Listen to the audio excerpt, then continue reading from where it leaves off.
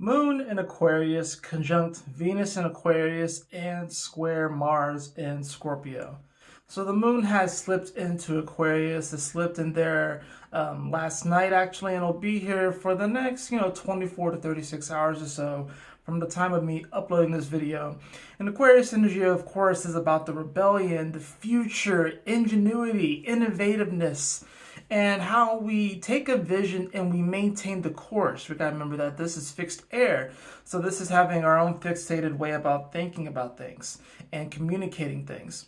And with Venus here, we are definitely more so fixated on how we communicate with the people around us in these larger communities, but also is wanting to bring some value to this area.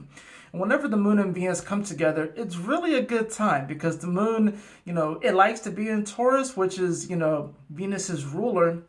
And it's also interesting because we do have Uranus playing here too, where the moon actually would have squared Uranus before it conjuncts Venus and squares over to Mars. And this is important because there's some mutual reception here. Once again, we have mutual reception, of course, with Venus being in Aquarius, being the ruler of Taurus, and then Uranus being a Taurus, being the ruler of Aquarius. So they're kind of trading information and they're really trying to come to some sort of consensus, some sort of balance, and some sort of synergy. Now the moon's joining. So now emotionally, we're going to be gaining this synergy. What's interesting about this is that the moon's going to come over Venus at 10 degrees, and then it's actually going to be at 12 degrees of Aquarius just as Mercury slips into Capricorn. So when it comes to this mercurial energy, which has been in Sagittarius for the past several weeks, we are now mentally starting to get the bigger picture. And now, as it slips into Capricorn, it's time to start implementing this bigger picture.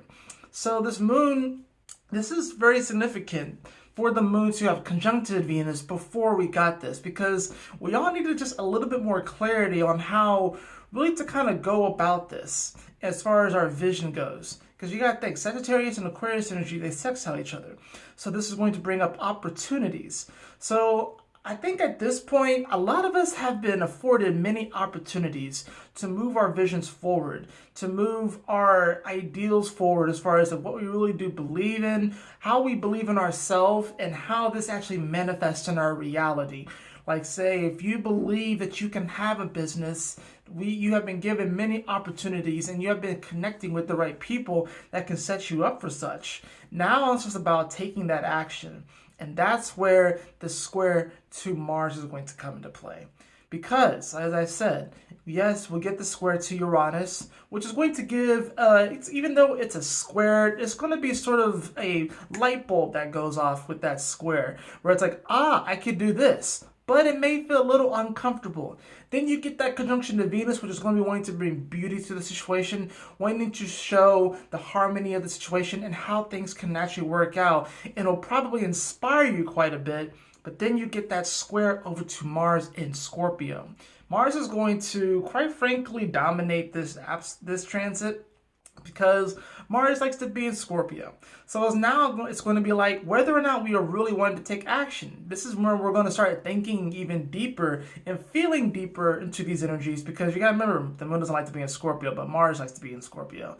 It's going to make things a little bit uncomfortable because we're realizing just how deep this passion really has to go and just how deep this action has to go. There may be some subconscious actions that we are taking right now with this moon in Aquarius as it squares over to Mars, because what's the truth of it is that there is a sort of like if you think about it, there's like this little spark. Mars going into Scorpio is like this little spark deep within our psychology, deep within our subconscious. And it's almost like you're flicking on a light, right? That's what Aries kind of is. It's like the initial, it's like the initial, but whether it actually stays stable, that would be the Leo energy. But as you see, if I click off, it's gone. Mars being the ruler of Aries, that's what happens. But since it's in Scorpio, this is talking about how do we take our emotional nature, that fixated emotional nature, and we actually create a sort of barrier, a sort of I don't know how I really want to say it, but this sort of protective covering. How do we protect this flame so it doesn't just simply blow out? So there may be a little bit of frustration. There may be some, maybe we may be anticipating so much. And especially now that we're going into the new year, this is going to be the time where everyone's going to start to make the resolutions, of course. People are already thinking about it. Perhaps you're already starting it. This is the thing, though. You don't want your resolutions to just go out immediately. Even if you keep it like this for a while, first of all, you're going to burn through all your fuel. It's going to get hot, and your finger's going to get tired from sitting here. And then you're going to let go. So what happens when the initial flame goes out? Do you have any type of protective barrier? In other words, in this case, actions that you can take and implement into your life to protect that flame so it can grow. So you can grow your life in the way that you see fit. And maybe even if it doesn't go 100% according to plan, which I think is what Mercury is teaching us as it went through Sagittarius, because it doesn't have the big picture. But now that's going into Capricorn. It's going to conjunct the Sun. It's going to conjunct Jupiter, the South Node, Saturn, Pluto.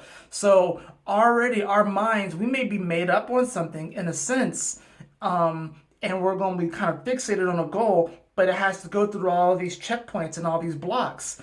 But the good thing about, like I said, this Moon in Aquarius video, this Moon in Aquarius transit, is that the conjunction to Venus certainly helps.